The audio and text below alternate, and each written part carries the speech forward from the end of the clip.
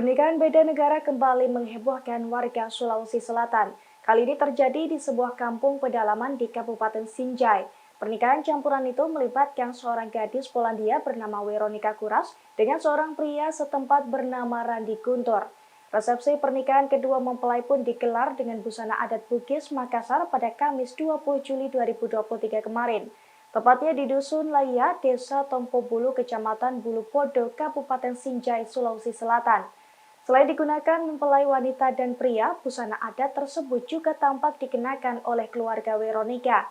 Rombongan wanita yang terdiri dari beberapa gadis hingga perempuan berumur mengenakan pakaian adat berwarna hijau lumut.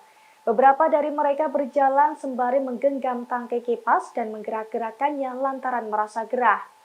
Begitu pula dengan rombongan pria. Pemuda dan pria tua bule tersebut tampil mengenakan pakaian adat rapi. Dalam video yang diunggah dalam media sosial Twitter @daeng_info, mereka berjalan santai mengikuti rombongan perempuan. Suasana pernikahan itu terlihat ramai disambangi para tamu undangan. Para bule itu pun kompak mengikuti acara hajatan yang digelar di rumah mempelai pria.